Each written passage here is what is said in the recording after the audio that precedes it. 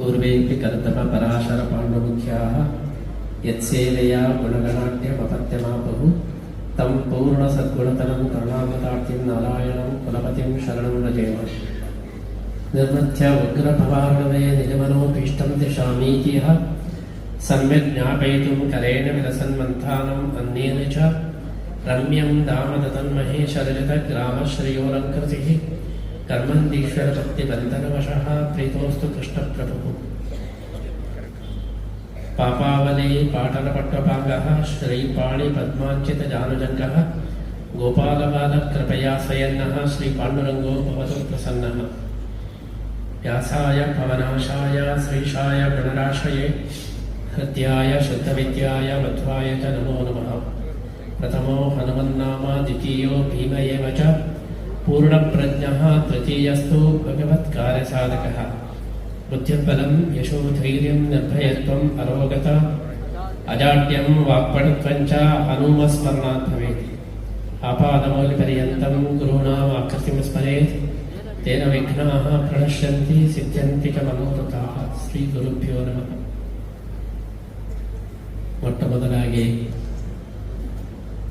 ಅತ್ಯಂತ ಪ್ರಾಚೀನ ಹಾಗೂ ಪವಿತ್ರವಾದಂತಹ ಈ ಪರ್ಯಾಯ ಉತ್ಸವದಲ್ಲಿ ಭಾಗವಹಿಸಿದ ಎಲ್ಲ ಭಕ್ತರಿಗೂ ಎಲ್ಲ ಸಜ್ಜನರಿಗೂ ಕೂಡ ಶ್ರೀಕೃಷ್ಣ ಮುಖ್ಯ ಪ್ರಾಣದೇವರ ಅನುಗ್ರಹವನ್ನು ಪ್ರಾರ್ಥನೆ ಮಾಡ್ತಾ ಎಲ್ಲರನ್ನು ಕೂಡ ಅಭಿನಂದಿಸ್ತಾ ಇದ್ದೇವೆ. ನಮ್ಮ ಪರ್ಯಾಯ ಉತ್ಸವದಲ್ಲಿ ಭಾಗವಹಿಸುವುದು ಅಂದರೆ ಅದು ಶ್ರದ್ಧೆ ಇದ್ದವರಿಗೆ ಮಾತ್ರ ಸಾಧ್ಯ.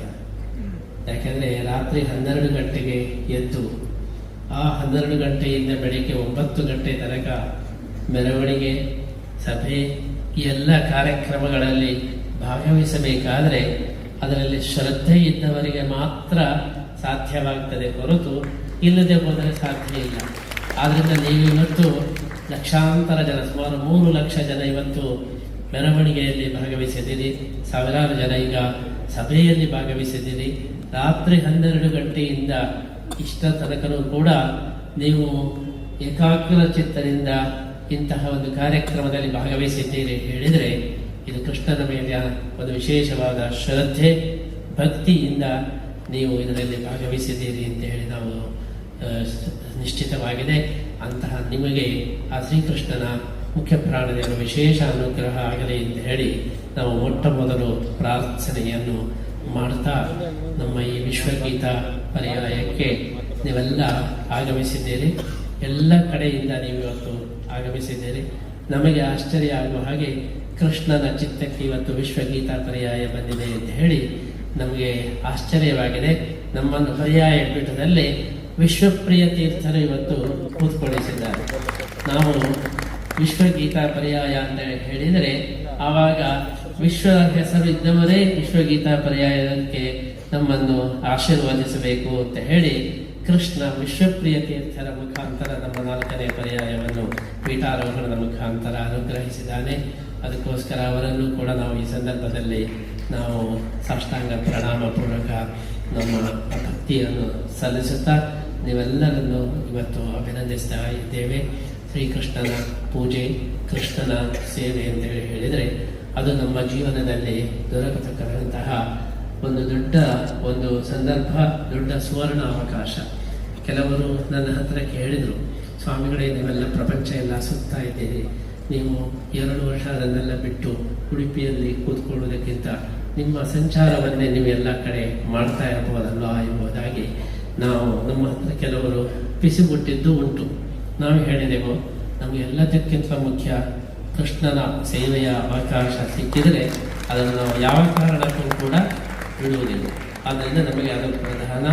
ಆದ್ದರಿಂದ ಆ ಕೃಷ್ಣನ ಅವಕಾಶವನ್ನು ನಾವು ಎಲ್ಲಕ್ಕಿಂತ ಬಹಳ ಮುಖ್ಯವಾದಂತಹ ವಿಚಾರ ಎಂಬುದಾಗಿ ತಿಳ್ಕೊಂಡು ಎಲ್ಲ ಒಂದು ಪ್ರಪಂಚದ ಕಾರ್ಯಗಳನ್ನು ಬದಿಗಿಟ್ಟು 2 ವರ್ಷ ಕೃಷ್ಣನ ಸನ್ನಿಧಾನದಲ್ಲಿ ನಾವು ಪೂಜೆಯನ್ನು ಮಾಡಬೇಕು. ಪಾರಂಪರಿಕವಾಗಿ ಬಂದಂತಹ ಅವಕಾಶ, ದೇವರು ಕೊಟ್ಟಂತಹ ಒಂದು ಯೋಗವನ್ನು ಬಿಡುವಂತಹ ಒಂದು ಮೂರ್ಖತನವನ್ನು ನಾವು ಮಾಡಲಿಕ್ಕೆ ಸಿದ್ಧರಿಲ್ಲ. ನಾವು ಕೃಷ್ಣನ ಪೂಜೆಯನ್ನು ಮಾಡಲೇಬೇಕು ಎಂಬುದಾಗಿ ಅನೇಕ ಸಂದರ್ಭದಲ್ಲಿ ನಾವು ಹೇಳಿದೆವು. ಅಂತಹ ಒಂದು ಕೃಷ್ಣನ ಒಂದು ಆರಾಧನೆ ಅದು ನಮ್ಮ ಜೀವನದ ಒಂದು ದೊಡ್ಡ ಸುಯೋಗ ಎಂಬುದಾಗಿ ನಾವು ಭಾವಿಸ್ತಾ ಇದ್ದೇವೆ. ಯಾಕೆಂದರೆ ಭಗವದ್ಗೀತೆಯಲ್ಲಿ ಕೃಷ್ಣ ಹೇಳಿದಂತಹ ಒಂದು ಮುಖ್ಯ ಸಂದೇಶವೇ ಅದು. ಭಗವತ್ಕೇಂದ್ರಿತವಾದಂತಹ ಜೀವನವನ್ನು ಮಾಡಿದರೆ ಮಾತ್ರ ಆ ಜೀವನ ಸಾರ್ಥಕವಾಗ್ತದೆ. ದೇವರನ್ನು ಪ್ರಧಾನವಾಗಿ ಇಟ್ಟುಕೊಂಡು, ದೇವರ ಸೇವೆಯನ್ನು ಪ್ರಧಾನವಾಗಿ ಇಟ್ಟುಕೊಂಡು ನಮ್ಮ ಜೀವನವನ್ನು ನಾವು ರೂಪಿಸಿದರೆ ಆ ಜೀವನ ಅದು ಅತ್ಯಂತ ಯಶಸ್ವಿಯಾದಂತಹ ಜೀವನ.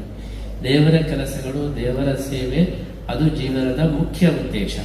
ಅದರ ಜೊತೆಗೆ ಉಳಿದ ಎಲ್ಲವನ್ನು ನಾವು ಮಾಡಿಸ್ಬೇಕು. ಆದ್ದರಿಂದಲೇ ನಮ್ಮ ನಿತ್ಯ ದೈನಂದಿನ ಚಟುವಟಿಕೆಯಲ್ಲಿಯೂ ಕೂಡ ನಿತ್ಯ ದೇವರ ಪೂಜೆ, ಜಪತಪಾನುಷ್ಠಾನ ಅದನ್ನು ಪ್ರಧಾನವಾಗಿ ಇಟ್ಟುಕೊಂಡು ಉಳಿದ ಸಮಯದಲ್ಲಿ ನಾವೆಲ್ಲ ಉತ್ತರ ಚಟುವಟಿಕೆಗಳನ್ನು ನಾವು ಜೋಡಿಸ್ತಾ ಇದ್ದೇವೆ.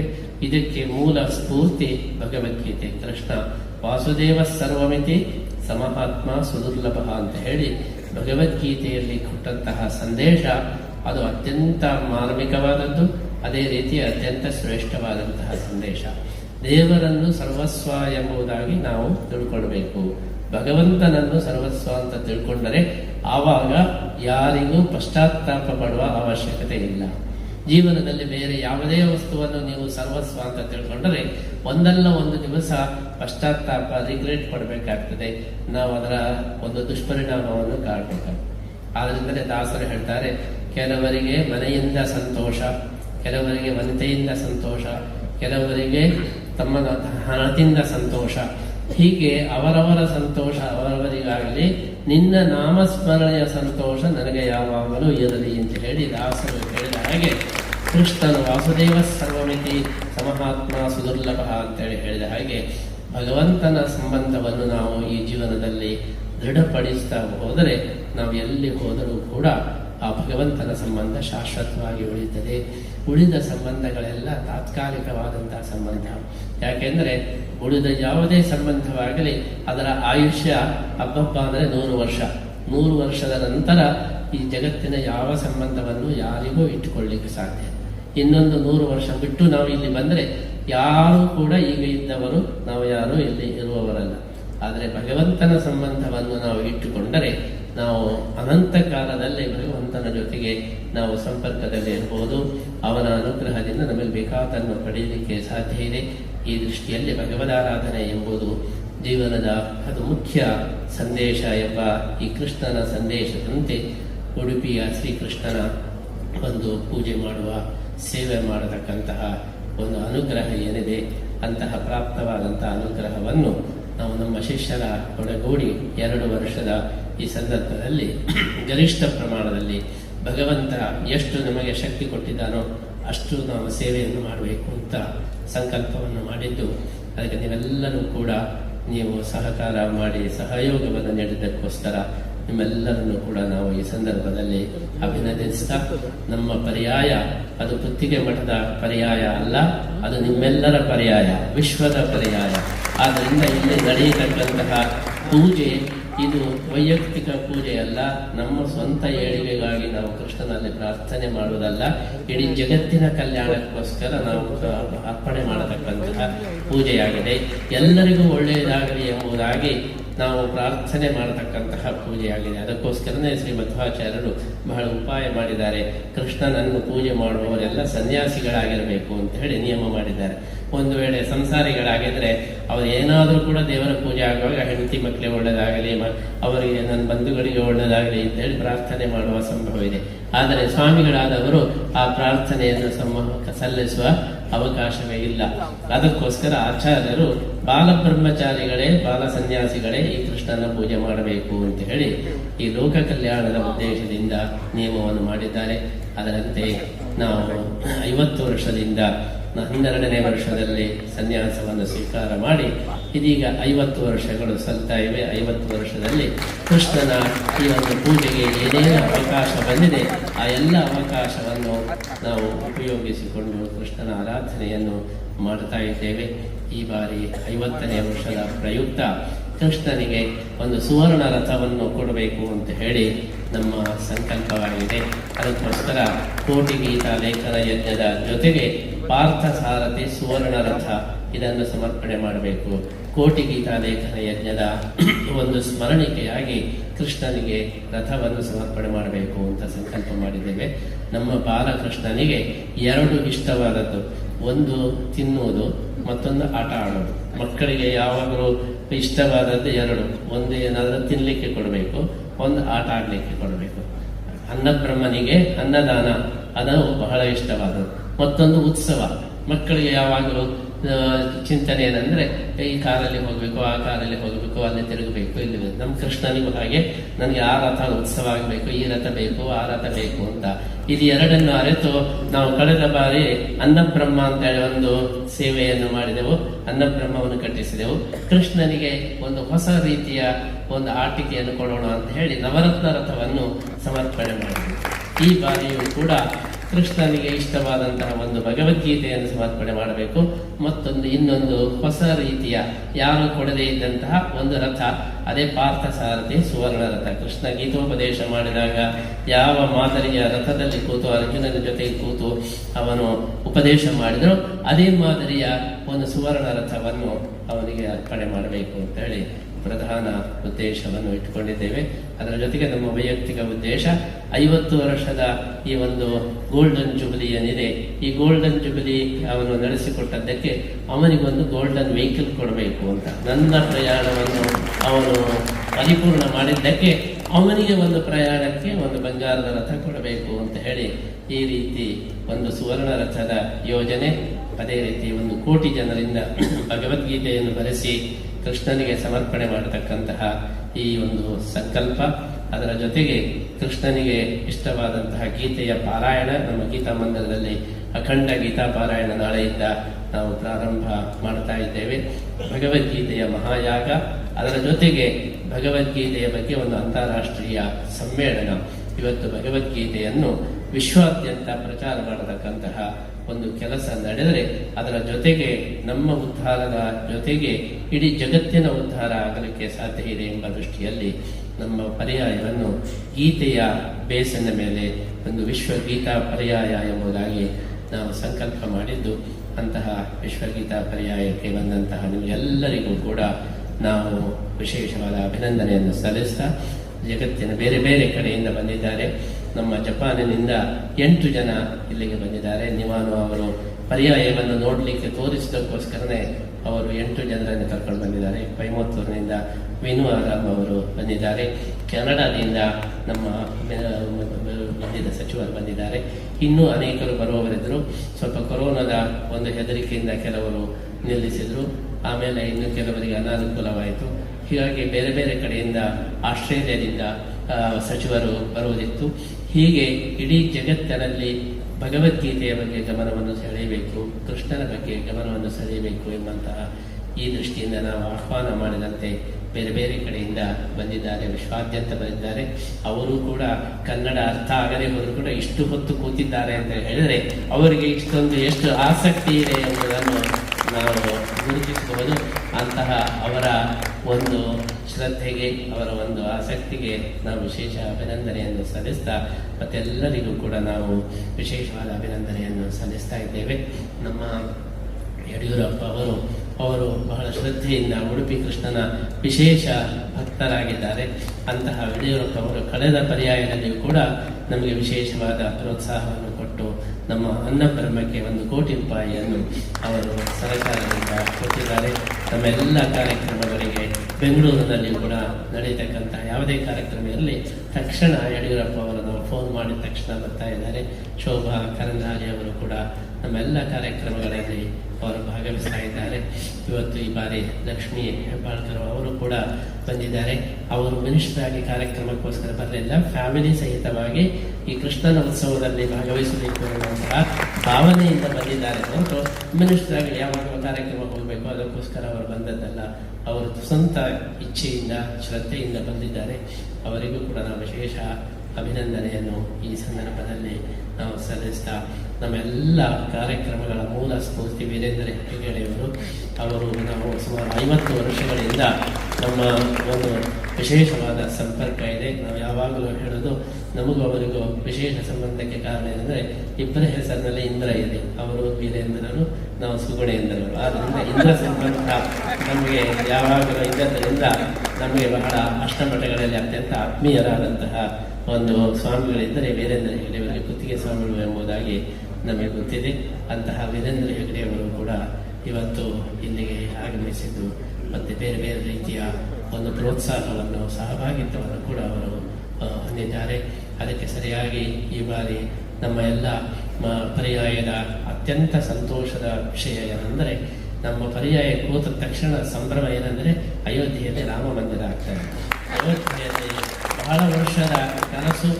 ವಸ್ತುತಃ ಅಯೋಧ್ಯೆಯ ರಾಮ ಮಂದಿರದ ನಿರ್ಮಾಣಕ್ಕೆ ಚಾಲನೆ ಸಿಕ್ಕಿದ್ದೇ ಉಡುಪಿಯಿಂದ. ಉಡುಪಿಯ ಪೈರಾವರ ಸ್ವಾಮಿಗಳವರು ನಾವೆಲ್ಲರೂ ಕೂಡ ಅಯೋಧ್ಯೆಯ ಆಂದೋಲನದಲ್ಲಿ ಸಕ್ರಿಯವಾಗಿ ಭಾಗವಹಿಸಿ ಆ ಒಂದು ಆಂದೋಲನಕ್ಕೆ ನಾವು ಚಾಲನೆಯನ್ನು ಕೊಟ್ಟಿದ್ದೇವೆ. ಅದರ ಫಲವಾಗಿ ನಮ್ಮ ಪರ್ಯಾಯ ಕಾಲದಲ್ಲೇ ಮೊದಲ ಒಂದು ದೊಡ್ಡ ಒಂದು ಐತಿಹಾಸಿಕವಾದಂತಹ ಈ ಒಂದು ಸಾಧನೆ ದೇಶದಲ್ಲಿ ನಡೀತಾ ಇದೆ. ನಮಗೆ ಸಂತೋಷ ಏನಂದರೆ, ಇನ್ನು ಯಾರಾದರೂ ರಾಮ ಮಂದಿರ ಯಾವಾಗ ನಿರ್ಮಾಣ ಆಯಿತು, ಎಲ್ಲಿ ಪ್ರಾಣ ಪ್ರತಿಷ್ಠೆ ಯಾವಾಗ ಆಯಿತು ಅಂತ ಹೇಳಿದ್ರೆ ಕುತ್ತಿಗೆ ಸ್ವಾಮಿಗಳ ಪರ್ಯಾಯದಲ್ಲಿ ಅಂತ ಹೇಳಿ ಈ ರೀತಿ ನೆನಪಿಟ್ಟುಕೊಳ್ಳಲಿಕ್ಕೆ ಇದು ಒಳ್ಳೆಯ ಒಂದು ಸಂದರ್ಭ. ಉಡುಪಿಯಲ್ಲಿ ಒಂದು ಲೆಕ್ಕ ಇದೆ. ಉಡುಪಿಯಲ್ಲಿ ಎಲ್ಲ ಲೆಕ್ಕಗಳು ಇರೋದು ಪರ್ಯಾಯ ಲೆಕ್ಕ.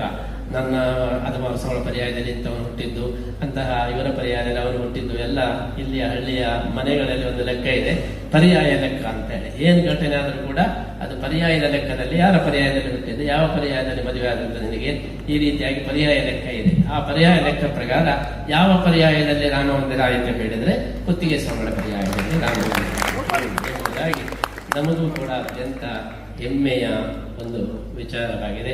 ಆ ಆಂದೋಲನದಲ್ಲಿ ನಾವು ಸುಮಾರು 86ನೇ ಇಸ್ವಿಯಿಂದ 84ನೇ ಇಸ್ವಿಯಿಂದ ನಿರಂತರವಾಗಿ ಪಾಲ್ಗೊಂಡಿದ್ದು ನಮಗೆ ತುಂಬ ಸಂತೋಷ. ರಾಮದೇವರನ್ನು ಹೊರಗೆ ತಂದದ್ದು, ಆವಾಗ ಬೀಗವನ್ನು ಒಡೆದದ್ದು ನಾವೇ ಸ್ವತಃ ಹೋಗಿ ಬೀಗವನ್ನು ಹೊಡೆದಿದ್ದೆವು.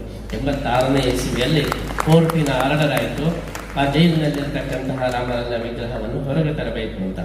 ಆರ್ಡರ್ ಆಯಿತು ಅಂತ ಗೊತ್ತಾದ ತಕ್ಷಣ ನಾವೆಲ್ಲ ಅಲ್ಲಿ ಚಳವಳಿ ಮಾಡ್ತಾ ಇದ್ದವರು ಆ ಮೂರ್ತಿಯನ್ನು ಹೊರಗೆ ತರಬೇಕು ಅಂತ ಪ್ರಯತ್ನ ಮಾಡಿದ್ರೆ, ಯಾವಾಗಲೂ ಹಾಕಿದಂಥ ಬೀಗ ಈ ಯಾರ ಹತ್ರ ಉಂಟು ಅಂತ ಹೇಳಿ ಯಾರಿಗೂ ಗೊತ್ತಿಲ್ಲ. ಇನ್ಯಾಕೆ ಅದನ್ನೆಲ್ಲ ಕಾಯೋದು? ನಮ್ಗೆ ಅಶೋಕ್ ಸಿಂಗಾಲ್ ಅವರು ಹೇಳಿದ್ರು, ಚೋಟಾ ಸ್ವಾಮೀಜಿ ತಾಲ ಇದು ಬ್ರೇಕ್ ಅಂತ ಹೇಳಿ ಹೇಳಿದ್ರು, ತೋಡು ಅಂತ ಹೇಳಿ ಅಶೋಕ್ ಸಿಂಗಾಲ್ ನನ್ನನ್ನು ಕರೆದು ಆ ಬೀಗವನ್ನು ನೀವೇ ಒಡೆದ್ಬಿಡಿ ಅಂತ ಹೇಳಿ ನಾನು ಕಲ್ಲು ತಂದು ಆ ಬೀಗವನ್ನು ಒಡೆದು ಮೂರ್ತಿಯನ್ನು ಹೊರಗೆ ತಂದೆ. ಅಂತಹ ಒಂದು ಮೂರ್ತಿ ರಾಮ ಜನ್ಮಭೂಮಿಯಲ್ಲಿ ಅವತ್ತು ಜೈಲಿನಲ್ಲಿದ್ದಂಥ ಮೂರ್ತಿ ಬಂದು ರಾಮ ಜನ್ಮಭೂಮಿಯಲ್ಲಿ ಒಂದು ಕಡೆ ಅದು ಸ್ಥಾಪನೆ ಆಯಿತು. ಇದೀಗ ಬೃಹತ್ ರಾಮ ಮಂದಿರದ ನಿರ್ಮಾಣ ಆಗ್ತಾ ಇದೆ. ಅಂತಹ ಒಂದು ಸಂತೋಷದ ವಿಷಯ ನಮ್ಮ ಪರ್ಯಾಯ ಕಾಲದಲ್ಲಿ ಆಗ್ತಾ ಇರುವುದಕ್ಕೆ ನಾವು ವಿಶೇಷವಾದ ಒಂದು ಸಂತೋಷವನ್ನು ವ್ಯಕ್ತಪಡಿಸ್ತಾ, ಶ್ರೀಕೃಷ್ಣನ ಅನುಗ್ರಹದಿಂದ ಇಂತಹ ಲೋಕದಲ್ಲಿ ಅನೇಕ ಒಳ್ಳೆಯ ಕೆಲಸಗಳಾಗಲಿ ಅಂತೇಳಿ ನಾವು ಹಾರೈಸ್ತಾ ಇದ್ದೇವೆ. ಇನ್ನೊಂದು ಬಹಳ ಮುಖ್ಯವಾದಂತಹ ಸಂಬಂಧ, ನಮ್ಮ ಉಡುಪಿ ಕೃಷ್ಣ ಮಠದ ಒಳಗೆ ಕೃಷ್ಣನ ಎದುರಿಗೆ ಇರತಕ್ಕಂತಹ ಪ್ರಾಣದೇವರ ವಿಗ್ರಹ, ಅದು ಅಯೋಧ್ಯೆಯಲ್ಲಿ ಇದ್ದಂತಹ ವಿಗ್ರಹ ಅಂತೇಳಿ ಹಿಂದಿನಿಂದಲೂ ಕೂಡ ಪ್ರತೀತಿ ಇದೆ. ವಾದಿರಾಜ ಸ್ವಾಮಿಗಳವರು ಅಯೋಧ್ಯೆಗೆ ಹೋದಾಗ ಆ ವಿಗ್ರಹ ಒಂದು ಕಡೆ ಅದು ಬಿಸಾಡಿದ್ರು.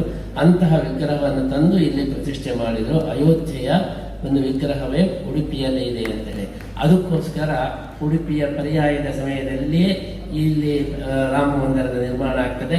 ಇಲ್ಲಿ ಚಾಲನೆ ಕೊಟ್ಟದ್ದು ಯಾರು ಹೇಳಿದ್ರೆ ಇಲ್ಲಿಯ ಪ್ರಾಣದೇವರೇ ಚಾಲನೆ ಕೊಟ್ಟದ್ದು. ಉಡುಪಿಗೆ ಬಂದರೂ ಕೂಡ ಈ ಪ್ರಾಣದೇವರ ಅಯೋಧ್ಯೆಯನ್ನೇ ಯೋಚನೆ ಮಾಡ್ತಾ ಇದ್ರು, ಅಲ್ಲಿದ್ದು ನೀವೇನಾದರೂ ಮಾಡಿ ಮಾಡಿ ಅಂತ ಹೇಳಿ. ಹಾಗಾಗಿ ಉಡುಪಿ ಸ್ವಾಮಿಗಳಿಗೆ ಒಂದು ಪ್ರೇರಣೆಯನ್ನು ಕೊಟ್ಟು ಇಲ್ಲಿ ಅಯೋಧ್ಯೆಯ ಪ್ರಾಣದೇವರೆಯನ್ನು ಈ ಒಂದು ರಾಮ ಮಂದಿರವನ್ನು ನಿರ್ಮಾಣ ಮಾಡ್ತಾ ಇದ್ದಾರೆ. ಅಂತಹ ಒಂದು ರಾಮ ಮಂದಿರದ ಕಾರ್ಯ ಅದು ಅತ್ಯಂತ ಯಶಸ್ವಿಯಾಗಿ ನಡೆಯಲಿ ಎಂಬುದಾಗಿ ನಾವು ಈ ಸಂದರ್ಭದಲ್ಲಿ ಹಾರೈಸ್ತಾ, ನಮ್ಮ ಪರ್ಯಾಯದ ಈ ಒಂದು ಸಂಭ್ರಮಕ್ಕೆ ನಾವು ಅನೇಕರನ್ನು ಬೇರೆ ಬೇರೆ ಸಾಧಕರನ್ನು ಇವತ್ತು ಆಹ್ವಾನಿಸಿದ್ದೇವೆ. ಎಲ್ಲರಿಗೂ ಮಾತಾಡಲಿಕ್ಕೆ ಬಹಳ ಸಮಯ ಬೇಕಾಗ್ತದೆ. ಅದಕ್ಕೋಸ್ಕರ ಎಲ್ಲರ ಪರವಾಗಿ ನಾನೇ ಮಾತಾಡ್ತಾ ಅವರ ಅಭಿನಂದನೆಯನ್ನು ಕೂಡ ನಾನು ಮಾಡ್ತಾ ಇದ್ದೇನೆ. ನಮ್ಮ ವಿದ್ವಾಂಸರ ಪೈಕಿ ನಮ್ಮ ಸಕ್ರಿ ರಾಘವೇಂದ್ರ ಉಪಾಧ್ಯಾಯರು ಹಿರಿಯ ವಿದ್ವಾಂಸರಾಗಿ, ವೇದಾಂತದ ಒಂದು ಮೇರು ವ್ಯಕ್ತಿಯಾಗಿ, ದೊಡ್ಡ ವಿದ್ವಾಂಸರಾಗಿ ಉಡುಪಿ ಅಂತೇಳಿ ಹೇಳಿದರೆ ಇಲ್ಲಿ ವಿದ್ವಾಂಸರ ಸ್ಥಳ. ಇಲ್ಲಿ ವಿದ್ಯಾರ್ಥಿಗಳು, ವಿದ್ವಾಂಸರು, ಸಂಸ್ಕೃತ ಪಂಡಿತರು ಇರತಕ್ಕಂತಹ ಒಂದು ದೊಡ್ಡ ಒಂದು ಕ್ಷೇತ್ರ ಅಂದರೆ ಅದು ಉಡುಪಿ. ಅಂತಹ ಒಂದು ಪರಂಪರೆಯಲ್ಲಿ ಇವತ್ತು ಇರತಕ್ಕಂತಹ ದೊಡ್ಡ ವಿದ್ವಾಂಸರು ಅಂದರೆ ನಮ್ಮ ಸಗ್ರಿ ರಾಘವೇಂದ್ರ ಉಪಾಧ್ಯಾಯರು ಕೇವಲ ವಿದ್ವಾಂಸರು ಮಾತ್ರ ಅಲ್ಲ, ಅತ್ಯಂತ ಸಾತ್ವಿಕರಾಗಿ ವ್ರತಾನುಷ್ಠಾನಗಳನ್ನು ಎಲ್ಲ ಆಚಾರ ವಿಚಾರಗಳನ್ನು ಅವರು ನಡೆಸಿಕೊಂಡು ಬರ್ತಾ ಎಲ್ಲ ಸ್ವಾಮಿಗಳಿವರೆಗೂ ಕೂಡ ಪಾಠವನ್ನು ಹೇಳತಕ್ಕಂತಹ ಒಂದು ದೊಡ್ಡ ವಿದ್ವಾಂಸರು. ನಮ್ಮ ಉಡುಪಿಗೆ ಹೆಮ್ಮೆಯಾಗಿರತಕ್ಕಂತಹ ಸಗ್ರಿ ರಾಘವೇಂದ್ರ ಉಪಾಧ್ಯಾಯರಿಗೆ ನಮ್ಮ ಪರ್ಯಾಯದ ಪ್ರಯುಕ್ತ ಪರ್ಯಾಯ ದರ್ಬಾರಿನ ಪ್ರಶಸ್ತಿಯನ್ನು ಕೊಡ್ತೇವೆ ಅಂತೇಳಿ ನಾವು ಆಹ್ವಾನಿಸಿದ್ದೇವೆ. ಅವರು ಅದನ್ನು ಸ್ವೀಕಾರ ಮಾಡಬೇಕು ಅಂತೇಳಿ ಸಂದರ್ಭದಲ್ಲಿ ನಾವು ಅವರನ್ನು ಕೇಳಿಕೊಳ್ತಾ ಇದ್ದೇವೆ. ಅದೇ ರೀತಿ ನಮ್ಮ ಅಮೆರಿಕದಲ್ಲಿ ನಿಮಗೆ ಆಶ್ಚರ್ಯ ಆಗ್ಬೋದು, ಅಮೆರಿಕದಲ್ಲಿ ಪಾಠ ಪ್ರವಚನವನ್ನು ಮಾಡ್ತಾ ಆಫೀಸ್ನಲ್ಲಿ ದೊಡ್ಡ ಹುದ್ದೆಯಲ್ಲಿ ಇರತಕ್ಕವರು ನಮ್ಮ ಕೇಶವರಾವ್ ತಾಡಪತ್ರಿ ಅವರು ಸಂಸ್ಕೃತದ ಎಲ್ಲ ಗ್ರಂಥಗಳನ್ನು ಅಧ್ಯಯನ ಮಾಡಿ, ಸುಧಾದಿ ಗ್ರಂಥಗಳನ್ನು ಅಧ್ಯಯನ ಮಾಡಿ 6 ಭಾಷೆಗಳಲ್ಲಿ ವಿಶೇಷವಾದಂತಹ ಒಂದು ಪರಿಣತಿಯನ್ನು, ತೆಲುಗು, ಇಂಗ್ಲಿಷು, ಅದೇ ರೀತಿ ಸಂಸ್ಕೃತ, ಕನ್ನಡ ಮತ್ತು ತಮಿಳು ಅನೇಕ ಭಾಷೆಗಳಲ್ಲಿ ಪಾಂಡಿತ್ಯವನ್ನು ಪಡೆದವರು, ಎಲೆ ಮರೆಯ ಕಾಯಿಯಂತೆ ಇರತಕ್ಕವರು. ಮುಖ್ಯವಾಗಿ ಮುಖ್ಯ ಪ್ರಾಣನ ಅನುಗ್ರಹವನ್ನು ಅವರು ಪಡೆದಿದ್ದಾರೆ. ಇವತ್ತು ನಮ್ಮ ಎದುರಿಗೆ ಇದ್ದಾರೆ ಹೇಳಿದರೆ ಪ್ರಾಣದೇವರ ಅನುಗ್ರಹ. ಅವರ ಆಫೀಸು ಟ್ವಿನ್ ಟವರಲ್ಲೇ ಇತ್ತು. ನ್ಯೂಯಾರ್ಕ್ನಲ್ಲಿ ಏನು ಅವಳಿ ಕಟ್ಟಡಗಳಿತ್ತು, ಅವರ ಕಣ್ಣೆದುರಿಗೆ ಅದು ಬಿದ್ದಿದೆ. ಅವತ್ತಿನ ದಿವಸ ಅವರು ಪೂಜೆ ಮಾಡುವಾಗ ಅವರಿಗೆ ಒಂದು ಸಲ ವಾಯುಸ್ಥಿತಿ ಜಾಸ್ತಿ ಹೇಳಬೇಕು ಅಂತ ಅನಿಸ್ತು. ದಿನ ಒಂದು ಸಲ ಹೇಳುವವರು ಅವತ್ತು 2 ಸಲ ಹೇಳೋಣ ಅಂತ ಏನು ಅವರಿಗೆ ಅನಿಸಿ 10 ನಿಮಿಷ ಲೇಟ್ ಆಗಿ ಹೋದರು. 10 ನಿಮಿಷ ಲೇಟ್ ಆಗಿ ಹೋದಾಗ ಅವರ ಆಫೀಸಿಗೆ ಹೋದಾಗ ಅವರ ಕಣ್ಣೆದುರಿಗೆ ಆ ಟಿಂಟ್ ಅವರು ಬಿದ್ದದ್ದನ್ನು ಅವರು ನೋಡಿದ್ದಾರೆ. ಇದು ಪ್ರಾಣದೇವರ ಆಟ. ಇಲ್ಲಂದ್ರೆ ಇದ್ದಿದ್ದ ಹಾಗೆಯೇ 2 ಸಲ ಜಾಸ್ತಿ ಯಾಕೆ ಹೇಳಬೇಕು ಅಂತ ಮನಸ್ಸಿಲ್ಲ. ಅವರನ್ನು ರಕ್ಷಣೆ ಮಾಡೋದಕ್ಕೋಸ್ಕರ ಪ್ರಾಣದೇವರೇ ಅವರಿಗೆ ತನ್ನ ಸ್ತೋತ್ರವನ್ನು 2 ಬಾರಿ ಹೇಳು ಅಂತ ಹೇಳಿ ಸೂಚನೆ ಕೊಟ್ಟು ಆ ಒಂದು ರಕ್ಷಣೆಯನ್ನು ಮಾಡಿದ್ದಾರೆ. ಆ ರೀತಿ ಅಮೆರಿಕದಲ್ಲೇ ಇದ್ದುಕೊಂಡು ಪಾಠ ಪ್ರವಚನಗಳನ್ನು ಮಾಡ್ತಾ, ಅವರು ಮಾತ್ರ ಅಲ್ಲ, ಅವರು ಮೊದಲ ಪಾಠ ಮಾಡಿದ್ದು ತನ್ನ ಹೆಂಡತಿಯನ್ನೇ ದೊಡ್ಡ ವಿದ್ವಾಂಸರನ್ನಾಗಿ ಮಾಡಿದ್ರು. ಇವತ್ತು ಮಹಿಳೆಯರಲ್ಲಿ ದೊಡ್ಡ ವಿದ್ವಾಂಸರು ಇದ್ದರೆ ಮೀರಾ ತಾಡಪತ್ರಿ ಅವರ ಹಾಗೆ ತನ್ನ ಗಂಡನ ಮೊದಲ ಕೆಲಸ ಏನು ಹೇಳಿದ್ರೆ ಹೆಂಡತಿಗೆ ಶಿಕ್ಷಣವನ್ನು ಕೊಡೋದು, ಹೆಂಡತಿಗೆ ಪಾಠ ಮಾಡೋದು. ಹೆಂಡತಿಯನ್ನು ದೊಡ್ಡ ವಿದ್ವಾಂಸರನ್ನಾಗಿ ಮಾಡಿದ್ದಾರೆ. ಆದ್ದರಿಂದ ಅಮೆರಿಕಕ್ಕೆ ಹೋದವರೆಲ್ಲ ಧರ್ಮ ಬಿಟ್ಟು ಹೋದವರು ಅಂತ ತಿಳ್ಕೊಳ್ಬೇಡಿ. ನಮ್ಮ ತಾಡಪತ್ರಿ ಅಂತಹ ದೊಡ್ಡ ದೊಡ್ಡ ವಿದ್ವಾಂಸರು ಅಲ್ಲಿ ಇದ್ದಾರೆ. ಜಯ ನೆಲಮಂಗಲ ಅವರಿದ್ದಾರೆ. ಅದೇ ರೀತಿ ಅನೇಕ ಜನ ವಿದ್ವಾಂಸರು ಅಲ್ಲಿದ್ದಾರೆ. ಆದ್ದರಿಂದ ವಿದೇಶದಲ್ಲಿ ಇರತಕ್ಕಂತಹ ಪಂಡಿತರುಗಳ ಪ್ರತಿನಿಧಿಯಾಗಿ ನಮ್ಮ ಪರ್ಯಾಯದ ದರ್ಬಾರಿನ ಪ್ರಶಸ್ತಿಯನ್ನು ನಾವು ಕೇಶವರಾವ್ ತಾಳಪತ್ರಿಗೆ ಇಡೀ ಲೋಕದಲ್ಲಿರತಕ್ಕಂತಹ ಪಂಡಿತರ ಪರವಾಗಿ ನೀಡ್ತಾ ಇದ್ದೇವೆ. ಅದೇ ರೀತಿ ಯುವ ವಿದ್ವಾನ್ ನಮ್ಮ ಶ್ರೀನಿವಾಸ ವರಕೇಡಿ ಅವರು ಇವತ್ತು ಎಲ್ಲ ವಿಶ್ವವಿದ್ಯಾಲಯಗಳ ಮೂಲ ವಿಶ್ವವಿದ್ಯಾಲಯವಾದಂತಹ ರಾಷ್ಟ್ರೀಯ ಸಂಸ್ಕೃತ ವಿಶ್ವವಿದ್ಯಾಲಯದ ಕುಲಪತಿಗಳಾಗಿ ಎಳೆ ವಯಸ್ಸಿನಲ್ಲೇ ವಿಶೇಷವಾದಂತಹ ಸಾಧನೆಯನ್ನು ಮಾಡಿದವರು ನಮ್ಮ ಶ್ರೀನಿವಾಸ ವರಖೇಡಿಯವರು ನಮ್ಮ ಮೇಲೆ ವಿಶೇಷ ಅಭಿಮಾನವನ್ನು ಇಟ್ಟುಕೊಂಡಿದ್ದಾರೆ. ಬಹಳ ಎಳೆ ವಯಸ್ಸಿನಲ್ಲೇ ದೊಡ್ಡ ಸ್ಥಾನವನ್ನು ಪಡೆದಿದ್ದಾರೆ. ಅಂತಹ ಅವರನ್ನು ಯುವ ವಿದ್ವಾಂಸರ ಪರವಾಗಿ ನಮ್ಮ ಪರ್ಯಾಯ ದರ್ಬಾರ್ ಪ್ರಶಸ್ತಿ ನೀಡಿ ಗೌರವಿಸಬೇಕು ಅಂತ ಹೇಳಿ ನಾವು ಆಯ್ಕೆ ಮಾಡಿದ್ದೇವೆ.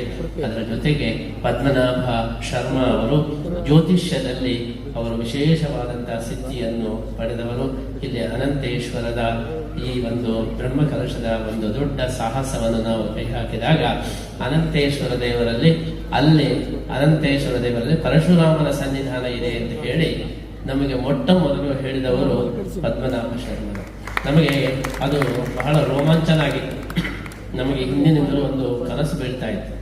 ರಾತ್ರಿ ಕನಸಿನಲ್ಲಿ ಒಬ್ಬ ಬ್ರಾಹ್ಮಣ ಬಂದು ಪರಶುರಾಮ ದೇವಸ್ಥಾನವನ್ನು ಜೀರ್ಣೋದ್ಧಾರ ಮಾಡು ಅಂತ ಹೇಳಿ ಆಗಾಗ್ಗೆ ಹೇಳ್ತಾ ಇತ್ತು. ಇದು ಯಾಕೆ ಆಗ್ತದೆ, ಎಲ್ಲಿದೆ ಪರಶುರಾಮ ದೇವಸ್ಥಾನ, ನಮಗೆ ಏನು ಗೊತ್ತಾಗಲಿಲ್ಲ. ಕೊನೆಗೆ ಪ್ರಶ್ನೆಯಲ್ಲಿ ಹೇಳುವಾಗ ನಮ್ಮ ಪದ್ಮನಾಭ ಶರ್ಮಾ ಅವರು ಹೇಳಿದರು, ಅನಂತೇಶ್ವರ ದೇವರಲ್ಲೇ ಪರಶುರಾಮನ ಸನ್ನಿಧಾನ ಇದೆ ಅಂತ ಹೇಳಿ ಅವರು ಒಬ್ಬ ಸ್ಮಾರ್ತ ವಿದ್ವಾಂಸರಾಗಿ ಹೇಳಿದ್ದಾರೆ. ಇದು ಮಾಧ್ವರ ಕೈವಾಡ ಏನೂ ಇಲ್ಲ. ಒಬ್ಬ ಸ್ಮಾರ್ತ ವಿದ್ವಾಂಸರಾಗಿ ಅವರಿಗೆ ನನಗೆ ಬೀಳ್ತಕ್ಕಂಥ ಕನಸಿನ ಅರ್ಥವನ್ನು ಅವರು ಹೇಳಿದರು. ಆ ಪ್ರಕಾರ ನಾವು ಅನಂತೇಶ್ವರ ಜೀರ್ಣೋದ್ಧಾರ ಮಾಡಿದ ಮೇಲೆ ಇವತ್ತಿನ ತನಕ ಆ ಕನಸು ಬೀಳಲಿಲ್ಲ. ಆ ರೀತಿ ಒಂದು ವಿಶೇಷವಾದಂತಹ ಒಂದು ಜ್ಯೋತಿಷ್ಯದಲ್ಲಿ ಇವತ್ತು ತ್ರಿವೇಂದ್ರಂನ ಅನಂತ ಪದ್ಮನಾಭ ದೇವಸ್ಥಾನಕ್ಕೂ ಕೂಡ ವಿಶೇಷ ಜ್ಯೋತಿಷ್ಕರಾಗಿ ಸೇವೆ ಸಲ್ಲಿಸ್ತಾ ಇದ್ದಾರೆ. ಅವರನ್ನು ಕೂಡ ನಾವೆಲ್ಲ ವಿದ್ವಾಂಸರ ಪರವಾಗಿ ಸನ್ಮಾನ ಮಾಡ್ತಾ ಇದ್ದು, ಇನ್ನು ನಮ್ಮ ಶಿಷ್ಯರೇ ಆದಂತಹ ಎನ್ ವೆಂಕಟೇಶಾಚಾರ್ಯ ನನ್ನ ಹತ್ತಿರನೇ ಸುಧಾಮಂಗಳವನ್ನು ಮಾಡಿ ನಮ್ಮ ಗುರುಗಳು ನಮಗೆ ಪಾಠ ಹೇಳಿದ ಮೇಲೆ ಒಂದು ಸ್ಪರ್ಧೆಯನ್ನು ಏರ್ಪಡಿದ್ರು. ನಾವು 4 ಜನ ಸ್ವಾಮಿಗಳು ನಾವು ಪಾಠವನ್ನು ಕೇಳಿದವರು. 4 ಜನರಿಗೆ 8 ಜನ ಶಿಷ್ಯರನ್ನು ಕೊಟ್ಟು ನೀವು ಅವರನ್ನು ತಯಾರು ಮಾಡಬೇಕು. ನಿಮ್ಮ ಶಿಷ್ಯರಲ್ಲಿ ಯಾರಿಗೆ ಫಸ್ಟ್ ಪ್ರೈಸ್ ಬರ್ತದೋ ಆ ಸ್ವಾಮಿಗಳಿಗೆ ನಾವು ಫಸ್ಟ್ ಅಂತ ಹೇಳ್ತೇವೆ ಅಂತ. ಆ ಪ್ರಕಾರ ಎನ್ ವೆಂಕಟೇಶಾಚಾರ್ಯ ನನಗೆ ಕೊಟ್ಟಿದ್ರು. ನನ್ನ ಶಿಷ್ಯನಿಗೆ ಫಸ್ಟ್ ಪ್ರೈಸ್ ಬಂತು. ಹಾಗಾಗಿ ಎನ್ ವೆಂಕಟೇಶಾಚಾರ್ಯ ನನ್ನ ಶಿಷ್ಯರು ಅನೇಕ ಜನ ಒಂದು ವಿದ್ವಾಂಸರಿದ್ದಾರೆ. ಅವರ ಪರವಾಗಿ ನಾವು ಎನ್ ವೆಂಕಟೇಶಾಚಾರ್ಯ ಫಸ್ಟ್ ಪ್ರೈಸ್ ತಗೊಂಡವರು, ಅವರನ್ನು ಈ ಸಂದರ್ಭದಲ್ಲಿ ನಾವು ಸನ್ಮಾನ ಮಾಡ್ತಾ ಇದ್ದೇವೆ. ನನ್ನ ಇನ್ನೊಬ್ಬ ಶಿಷ್ಯರು ರಾಮನಾಥ ಆಚಾರ್ಯರು, ಉಡುಪಿಯ ಒಂದು ವಿಶೇಷವಾದಂತಹ ಒಂದು ವಿದ್ವಾಂಸರು. ಬನ್ನಂಜೆ ಗೋವಿಂದಾಚಾರ್ಯರು ಹೋದ ಮೇಲೆ ಅವರ ಜಾಗದಲ್ಲಿ ನಿಂತಕ್ಕವರು ನಮ್ಮ ಉಡುಪಿ ರಾಮನಾಥಾಚಾರ್ಯ. ಕೆಲವೊಮ್ಮೆ ಬನ್ನಂಜೆ ಗೋವಿಂದಾಚಾರ್ಯರು ಕೂಡ ಅವರು ಉಡುಪಿ ರಾಮನಾಥಾಚಾರ್ಯ ಕರೆದು ಸ್ಪಷ್ಟೀಕರಣ ಕೇಳ್ತಾ ಇದ್ರು, ಇದಕ್ಕೆ ಹೇಗೆ ಅಂತ, ಇದು ಏನು ಅಂತ ಹೇಳಿ. ಆ ರೀತಿ ಒಂದು ವಿಶೇಷವಾದಂತಹ ಸಿದ್ಧಿಯನ್ನು ಈ ಶಾಸ್ತ್ರಗಳಲ್ಲಿ ಪಡೆದಂತಹ ಉಡುಪಿ ರಾಮನಾಥಾಚಾರ್ಯರನ್ನು ಕೂಡ ನನ್ನ ಶಿಷ್ಯರ ಪರವಾಗಿ ನಾವು ಇವತ್ತು ಪರ್ಯಾಯ ಪ್ರಶಸ್ತಿ ನೀಡುವ ತನಕ ಯೋಚನೆ ಮಾಡಿದ್ದೇವೆ. ಅದರ ಜೊತೆಗೆ ಮರಣೋತ್ತರ ಪ್ರಶಸ್ತಿಯಾಗಿ ನಾವು ಇಬ್ಬರು ವಿದ್ವಾಂಸರಿಗೆ ನಾವು ಘೋಷಣೆ ಮಾಡ್ತಾ ಇದ್ದೇವೆ. ಒಂದು ಬನ್ನಂಜೆ ಗೋವಿಂದಾಚಾರ್ಯರು, ಅವರು ಬಹಳ ದೊಡ್ಡ ಸಂಶೋಧಕರು. ಈ ಮರಣೋತ್ತರ ಪ್ರಶಸ್ತಿಯನ್ನಾಗಿ ಅವರಿಗೆ ನಾವು ಈ ಪ್ರಶಸ್ತಿಯನ್ನು ಕೊಡ್ತಾ ಇದ್ದೇವೆ. ಅವರು ಬಹಳ ಅಭಿಮಾನದ ವಿಷಯ ಅಂದರೆ ಅವರ ಸಂಶೋಧನೆ ಮಾಡ್ತಾ ಅವರ ಗುರುಮಠವು ಪುತ್ತಿಗೆ ಮಠ ಅಂತ ಹೇಳಿ ಅವರು ತಿಳ್ಕೊಂಡಿದ್ರು. ಅವರು ಕೊನೆಗೆ ಹೇಳಿದ್ರು, ನನ್ನ ಗುರುಮಠನು ಪುತ್ತಿಗೆ ಮಠ ಅಂತ ಹೇಳಿ. ಹಾಗಾಗಿ ಪುತ್ತಿಗೆ ಮಠದ ಒಂದು ಹೆಮ್ಮೆಯ ವಿದ್ವಾಂಸರಾಗಿದ್ದಂತಹ ಬನ್ನಂಜೆ ಗೋವಿಂದಾಚಾರ್ಯರಿಗೆ ನಾವು ಈ ಪರ್ಯಾಯದ ಮರಣೋತ್ತರ ಪ್ರಶಸ್ತಿ, ಅದೇ ರೀತಿ ಇತ್ತೀಚೆಗೆ ಹರಿಪದವನ್ನು ಸೇರಿದ ನನ್ನ ಶಿಷ್ಯ ಚಿಪ್ಪಗಿರಿ ನಾಗೇಂದ್ರ ಆಚಾರ್ಯ, ಅವರು ಕೂಡ ವಿಶೇಷವಾದ ಒಂದು ಪರಿಶ್ರಮವನ್ನು ಪಟ್ಟು ಭಾಗವತದ ಎಲ್ಲ ಶ್ಲೋಕಗಳನ್ನು ತನ್ನಿಂದ ಸುಲಲಿತವಾಗಿ ಪ್ರವಚನ ಮಾಡ್ತಾ ಇದ್ದಾರೆ. ಹೀಗೆ ವಿದ್ವಾಂಸರ ಒಂದು ದೊಡ್ಡ ತಂಡವನ್ನು ಗೌರವಿಸಬೇಕು ಎನ್ನುವ ಉದ್ದೇಶದಲ್ಲಿ ಇಷ್ಟು ಜನರಿಗೆ ನಾವು ಪರ್ಯಾಯ ಪ್ರಶಸ್ತಿಯನ್ನು ಇವತ್ತು ಘೋಷಣೆ ಮಾಡ್ತಾ ಇದ್ದೇವೆ. ಅದರ ಜೊತೆಗೆ ಬೇರೆ ಬೇರೆ ಕ್ಷೇತ್ರಗಳಲ್ಲಿ ಸೇವೆ ಮಾಡಿದಂತಹ ಗಣ್ಯರನ್ನು ನಾವು ಗುರುತಿಸಿದ್ದೇವೆ. ಅದರಲ್ಲಿ ಮುಖ್ಯವಾಗಿ ನಮ್ಮ ಮಧು ಪಂಡಿತ ದಾಸರು ಇವತ್ತು ಬಹಳ ವಿಶೇಷವಾದಂತಹ ಸಾಧನೆಯನ್ನು ಮಾಡಿದವರು. ನಾವು ಅವರು 40 ವರ್ಷದಿಂದ ವಿಶೇಷ ಸಂಪರ್ಕದಲ್ಲಿ ಇದ್ದೇವೆ. ಅವರು ಸಾಮಾನ್ಯ ಕಾರ್ಯಕರ್ತರಾಗಿ ನಮ್ಮ ಕಣ್ಣೆದುರಿಗೇನೆ ಇವತ್ತು ಬಹಳ ದೊಡ್ಡದಾದಂತಹ ಕೃಷ್ಣನ ದೇವಸ್ಥಾನವನ್ನು ಬೆಂಗಳೂರಿನಲ್ಲಿ ನಿರ್ಮಾಣ ಮಾಡಿ ಅವರ ಒಂದು ಸಾಧನೆ, ಅವರ ಒಂದು ವಿಶೇಷವಾದಂತಹ ಸೇವೆ ನೋಡಿ ನಾವೇ ಆಶ್ಚರ್ಯಚಕಿತರಾಗಿದ್ದೇವೆ. ಅಂತಹ ಒಂದು ಮಧು ಪಂಡಿತ ದಾಸರು ಕೃಷ್ಣ ಭಕ್ತಿ ಪ್ರಚಾರದಲ್ಲಿ ವಿಶೇಷವಾದ ಸಾಧನೆಯನ್ನು ಮಾಡಿ ಎಲ್ಲರಿಗೂ ಆಶ್ಚರ್ಯ ಮತ್ತು ಸ್ಫೂರ್ತಿ ದೊರಕುವಾಗಿ ಮಾಡಿದ್ದಾರೆ. ಅವರಿಗೆ ಈ ಪರ್ಯಾಯ ಪ್ರಶಸ್ತಿಯನ್ನು ನಾವು ಘೋಷಣೆ ಮಾಡ್ತಾ ಇದ್ದೇವೆ. ಇಸ್ಕಾನು ನಮ್ಮ ಉಡುಪಿಯ ಶ್ರೀ ಮಧ್ವಾಚಾರ್ಯರ ಸಿದ್ಧಾಂತವನ್ನು ಒಪ್ಪಿಕೊಂಡು ಆ ಸಿದ್ಧಾಂತವನ್ನು ಎಲ್ಲ ಕಡೆ ಪ್ರಚಾರ ಮಾಡ್ತಾ ಇದೆ. ಅಂತಹ ಒಂದು ಸಿದ್ಧಾಂತವನ್ನು ಪ್ರಚಾರ ಮಾಡತಕ್ಕಂಥ ಸಮಾನ ಕೆಲಸವನ್ನು, ಆಚಾರ್ಯರ ಸಿದ್ಧಾಂತವನ್ನು ಎಲ್ಲ ಕಡೆ ಪ್ರಚಾರ ಮಾಡತಕ್ಕಂತಹ ನಮ್ಮ ಮಧು ಪಂಡಿತ ದಾಸರು, ಅವರನ್ನು ಕೂಡ ನಾವು ಈ ಸಂದರ್ಭದಲ್ಲಿ ನಾವು ಪರ್ಯಾಯ ಪ್ರಶಸ್ತಿಯ ಮುಖಾಂತರ ನಾವು ಗುರುತಿಸಲಿಕ್ಕೆ ಬಹಳ ಸಂತೋಷ ಪಡ್ತಾ ಇದ್ದು, ಅದರ ಜೊತೆಗೆ ಸಂಪೂರ್ಣ ಇಸ್ಕಾನ್ ಸಂಸ್ಥೆಯನ್ನು ಕೂಡ ನಾವು ಗೌರವಿಸ್ತಾ ಇದ್ದೇವೆ. ಇಡೀ ಜಗತ್ತಿನಲ್ಲಿ ಇಸ್ಕಾನ್ ಸಂಸ್ಥೆ ಒಂದು ಮಾಡಿದಂತಹ ಕೆಲಸ ಅದು ಅತ್ಯಂತ ಒಂದು ಆಶ್ಚರ್ಯಜನಕವಾದಂತಹ ಕೆಲಸವಾಗಿದೆ. ಕೃಷ್ಣ ಭಕ್ತಿಯನ್ನು ಇಡೀ ಜಗತ್ತಿನಲ್ಲಿ ಪಸರಿಸಿದೆ. ಆ ಇಡೀ ಇಸ್ಕಾನ್ ಸಂಸ್ಥೆಯ ಅಧ್ಯಕ್ಷರಾದಂತಹ ರೇವತಿ ರಮಣ ದಾಸರನ್ನು ಕೂಡ ನಾವು ಇವತ್ತು ಗುರುತಿಸಿ ಅವರಿಗೂ ಕೂಡ ಈ ಪ್ರಶಸ್ತಿಯನ್ನು ನಾವು ನೀಡ್ತಾ ಇದ್ದೇವೆ. ಹೀಗೆ ಧಾರ್ಮಿಕ ಕ್ಷೇತ್ರದಲ್ಲಿ, ವಿದ್ವಾಂಸರ ಕ್ಷೇತ್ರದಲ್ಲಿ ಅನೇಕ ಪಂಡಿತರನ್ನು ಗುರುತಿಸಿ ಪರ್ಯಾಯ ಪ್ರಶಸ್ತಿಯನ್ನು ಘೋಷಣೆ ಮಾಡುವುದರ ಜೊತೆಗೆ ವ್ಯವಹಾರದಲ್ಲಿ ನಮ್ಮ ಉಡುಪಿಯವರೇ ಆದಂತಹ ರಂಜನ್ ಪೈ ಅವರು ಎಲೆ ಮರೆಯ ಕಾಯಂತೆ ಎಲ್ಲರಲ್ಲಿ ಕಾಣಿಸಿಕೊಳ್ಳಲಿಲ್ಲ. ಇಡೀ ಇವತ್ತು ಮಣಿಪಾಲದ ಬ್ರಹ್ಮನ ಹಾಗೆ ಇಡೀ ಒಂದು ದೊಡ್ಡ ಸಂಸ್ಥೆಗಳನ್ನು ಕಟ್ಟಿ ಅದನ್ನು ನಡೆಸಬಹುದಾದಂತಹ ವಿಶೇಷ ಶಕ್ತಿ ಇರತಕ್ಕಂತಹ ನಮ್ಮ ರಾಮದಾಸ್ ಪೈ ಅವರ ಮಗನಾಗಿ ಎಲ್ಲ ಸಂಸ್ಥೆಗಳನ್ನು ಬಹಳ ಸಮರ್ಥವಾಗಿ ಅವರು ನಡೆಸಿಕೊಂಡು ಬಂದಿದ್ದಾರೆ. ಅದಕ್ಕೋಸ್ಕರ ಅವರು ಉಡುಪಿಯವರಾದರೂ ಎಷ್ಟೋ ಜನರಿಗೆ ಅವರ ಪರಿಚಯನೇ ಇಲ್ಲ. ಯಾಕೆಂದರೆ ಅವರು ಎಲ್ಲಿಯೂ ಹೊರಗೆ ಬರುವುದಿಲ್ಲ, ತನ್ನ ಕೆಲಸದಲ್ಲೇ ಕರ್ತವ್ಯದಲ್ಲೇ ನಿರತರಾಗಿದ್ದಾರೆ. ಅವರನ್ನು ಗುರುತಿಸಬೇಕು, ಉಡುಪಿ ಕೃಷ್ಣನ ಅನುಗ್ರಹವನ್ನು ಅವರಿಗೂ ಕೂಡ ನೀಡಬೇಕು ಅಂತ ಹೇಳಿ ನಮ್ಮ ಪರ್ಯಾಯ ಪ್ರಶಸ್ತಿಯನ್ನು ಅವರಿಗೂ ಕೂಡ ನಾವು ಘೋಷಣೆ ಮಾಡ್ತಾ ಇದ್ದು, ಇನ್ನು ಎಲ್ಲ ಸಾಧಕರಿಗೆ ಮೇರು ಸಾಧಕರಾಗಿ ಮಹಂತೇಶ್ ಅವರನ್ನು ನಾವು ಗುರುತಿಸಿ ಈ ಪರ್ಯಾಯ ಪ್ರಶಸ್ತಿಯನ್ನು ನಾವು ಕೊಡ್ತಾ ಇದ್ದೇವೆ. ನಿಮಗೆ ಆಶ್ಚರ್ಯ ಆಗಬಹುದು, ಮಹಂತೇಶ್ ಇವತ್ತು ಇಲ್ಲಿಗೆ ಬಂದಿದ್ದಾರೆ. ಅವರು ಕುರುಡರಾಗಿದ್ದಾರೆ, ಅಂದ್ರೆ ಎಲ್ಲಿಯೂ ಗೊತ್ತಿಲ್ಲ. ಆದರೂ ಇವತ್ತು ಹೆಚ್ಚು ಜಗತ್ತನ್ನು ತಿರುಗಿದವರು ಮಹಂತೇಶ್. ಅವರು ಹೋಗದೇ ಇದ್ದಂತಹ ದೇಶ ಇಲ್ಲ, ಅವರು ಪರಿಚಯ ಇಲ್ಲದೇ ಇದ್ದಂತಹ ದೊಡ್ಡ ವ್ಯಕ್ತಿಗಳಿಲ್ಲ. ಎಲ್ಲ ದೇಶಗಳಿಗೆ ಹೋಗಿ ಸುಮಾರು 500 ಜನ ಕುರುಡರ ಒಂದು ಸಂಸ್ಥೆಯನ್ನು ಅವರು ನಡೆಸ್ತಾ ಇದ್ದಾರೆ. ತಾನು ಕುರುಡನಾಗಿದ್ದು ಒಂದು 500 ಜನ ಸಮರ್ಥನಂ ಎಂಬಂತಹ ಒಂದು ದೊಡ್ಡ ಸಂಸ್ಥೆ. ಇವತ್ತು ಆ ಸಂಸ್ಥೆಗೆ ನೋಡಿದರೆ ನಮಗೆ ಆಶ್ಚರ್ಯವಾಗ್ತದೆ. ಒಂದು ಕುರುಡರ ಕ್ರಿಕೆಟ್ ಮಂಡಳಿಯನ್ನೇ ಅವರು ರಚನೆ ಮಾಡಿ, ಅದರಲ್ಲಿಯೂ ಕೂಡ ಮಹಿಳಾ ಕುರುಡರ ಕ್ರಿಕೆಟ್ ತಂಡ, ಕುರುಡರಾದಂತಹ ಮಹಿಳೆಯರ ಕ್ರಿಕೆಟ್ ತಂಡ ಮಾಡಿ ಲಂಡನ್ನಲ್ಲಿ ಫಸ್ಟ್ ಪ್ರೈಸ್ ಅನ್ನು ತಗೊಂಡು ಬಂದಿದ್ದಾರೆ. ಆದ್ದರಿಂದ ಅವರು ಉಳಿದ ಎಲ್ಲ ಸಾಧಕರಿಗೆ ಅವರು ಮೇರು ಸಾಧಕರು. ಕಣ್ಣು ಇದ್ದು ಸಾಧನೆ ಮಾಡುವುದು ದೊಡ್ಡ ಅಲ್ಲ, ಕಣ್ಣೇ ಇಲ್ಲದೆ ಇದ್ದವರು ಇನ್ನೊಬ್ಬರ ಸಹಾಯದಿಂದ ಎಲ್ಲ ಕಡೆ ತಿರುಗಾಡಿ ಇಂತಹ ಸಾಧನೆಯನ್ನು ಮಾಡ್ತಾ ಇರೋದು.